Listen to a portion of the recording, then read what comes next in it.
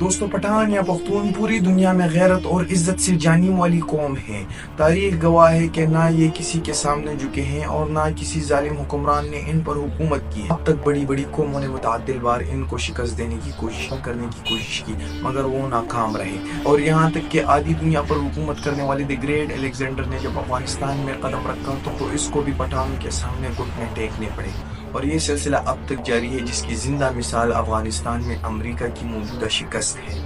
اب جانتے ہیں کہ پٹھان کس نسل سے تعلق رکھتے ہیں اور کس پیغمبر کی اولاد ہے، اور نبی کریم صلی اللہ علیہ وآلہ وسلم نے ان کے لیے کیا دعائیں فرمائی۔ دوستو پٹھان کو افغان اس وجہ سے کہا جاتا ہے کیونکہ افغان حضرت سلیمان علیہ السلام کے ایک بیٹے کا نام تھا جن کو جنات کی زبان بہت پسند تھی۔ اس نے حضرت سلیمان علیہ السلام سے کہا کہ جنات سے کہیں کہ وہ مجھے اپنی زبان سکھا دی، لہذا جنات نے افغان کو اپنی زبان سکھا دی، اور بعد میں یہ زبان پٹھان کے نام سے مشہور ہوئی۔ دوستو پٹھان حضرت ابراہیم علیہ السلام کی اولاد میں سے آتے ہیں۔ حضرت ابراہیم علیہ السلام کو اللہ تعالیٰ نے 2 بیٹوں سے نوازا تھا، ایک کا نام حضرت اسماعیل علیہ السلام تھا، دوسرے کا نام حضرت اسحاق علیہ السلام۔ یہ حضرت اسحاق علیہ السلام کی نسل میں حضرت یعقوب علیہ السلام کی اولاد میں سے آتے ہیں، اور ان کو اسرائیل اس وجہ سے کہا جاتا ہے چونکہ یعقوب علیہ السلام کا لقب اسرائیل تھا۔ حضرت یعقوب علیہ السلام کے کل 12 بیٹے تھے جو بعد میں 12 قبیلے بن گئے۔ بعد میں ان 12 قبیلوں کے درمیان اختلافات پیدا ہو گئے۔ بعد میں ان 10 قبیلوں نے یہودا قبیلے سے اپنے آپ کو آزاد کر دیا، صرف یہودا اور بنیامین اپنی جگہ پر ہی رہے۔ جب ان 10 قبیلوں نے یہودا قبیلے سے اپنے آپ کو آزاد کر دیا اور اپنی ریاست کا اعلان کر دیا، کنگڈم آف اسرائیل، ان کے ساتھ قریبی عراق کے ایک بادشاہ بخت نصر نے اسرائیلی سلطنت پر حملہ کر دیا اور ان کو شکست سے دوچار کر دیا۔ ان میں سے زیادہ تر لوگ دریائے فرات کے ایسٹ میں آباد ہوئے اور زیادہ تر مختلف علاقوں میں چلے گئے۔ کہا یہ جاتا ہے کہ پٹھان ان 10 گمشدہ قبیلوں میں سے ایک قبیلے کی نسل ہے۔ جب رسول اللہ صلی اللہ علیہ وآلہ وسلم نے دین اسلام کی تبلیغ شروع کی تو جوگ تر جوگ اسلام میں داخل ہونا شروع ہو گئے، یہاں تک کہ افغان قبیلے کے سردار قیس عبدالرشید اپنے پورے قبیلے کے ساتھ نبی کریم صلی اللہ علیہ وآلہ وسلم کی خدمت میں حاضر ہوئے اور اس نے بھی اسلام قبول کر دیا۔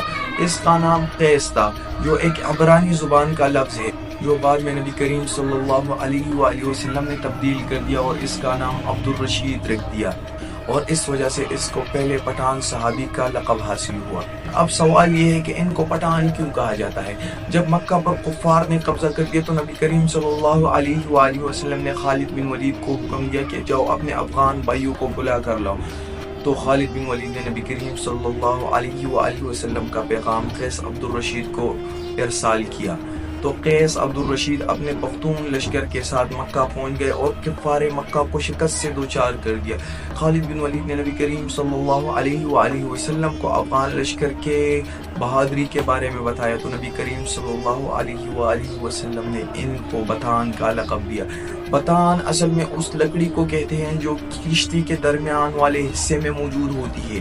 یہ اتنی مضبوط لکڑی ہوتی ہے کہ سمندر کی بڑی بڑی لہریں اس کو نہیں توڑ پاتی، اور آپ صلی اللہ علیہ وآلہ وسلم نے ان کے لیے دعا بھی فرمائی کہ اے اللہ ان کی اولاد کو فروغ دے اور ان کے قبیلے کی تعداد سب سے زیادہ کر دے، اور قیس عبدالرشید کے لیے دعا کی اور اے اللہ ان کی اولاد میں سے ایک ایسا قبیلہ پیدا کر جو تا قیامت شریعت اسلامی پر ثابت قدم رہے۔ یہ قوم تقریباً پوری دنیا میں پھیلی ہوئی ہے مگر ان کی زیادہ تر تعداد پاکستان، افغانستان اور انڈیا میں پائی جاتی ہے۔